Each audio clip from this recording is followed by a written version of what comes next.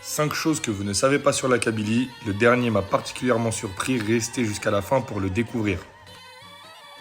Les inventeurs du couscous. En effet, les plus anciennes traces de couscous se retrouvent bel et bien en Kabylie, datant d'après des chercheurs d'environ moins 200 avant Jésus-Christ.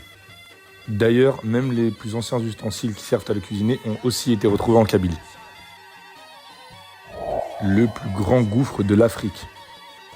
Dans la région de Touviret, Bouira, on retrouve le plus grand gouffre de toute l'Afrique.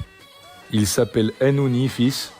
Un certain Mohamed Abrous s'aventure dans ses 1,5 km de profondeur. Il dit dans son blog qu'il pensait ne jamais sortir. Des Kabyles palestiniens. Durant la colonisation française, les Français opèrent une opération de déportation de résistants kabyles.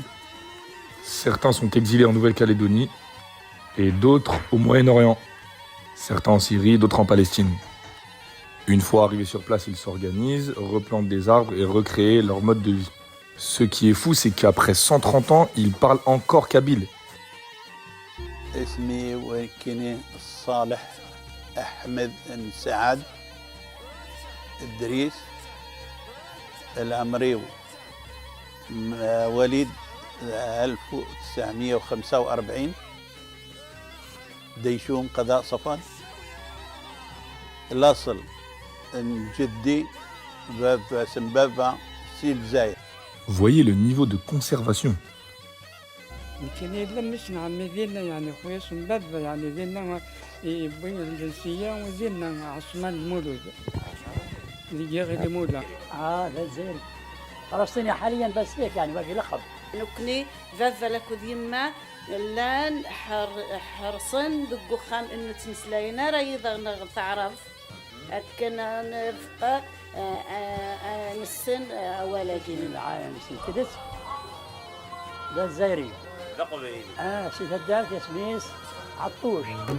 Petite anecdote intéressante, à leur arrivée, les populations locales arabes, juives et chrétiennes se plaignent aux autorités car certaines traditions kabyles, comme la fantasia et le tir au fusil lors des fêtes, leur faisaient peur.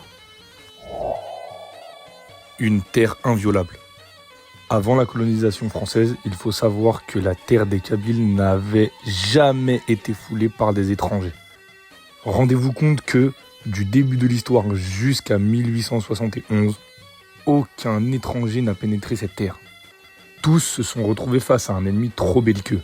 Ce fut la région de l'Afrique la plus difficile à conquérir pour le colonisateur français.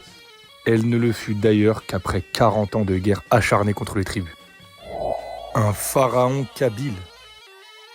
Vous avez forcément entendu parler de Sheshonq. En Tamazirt, Shashnaq.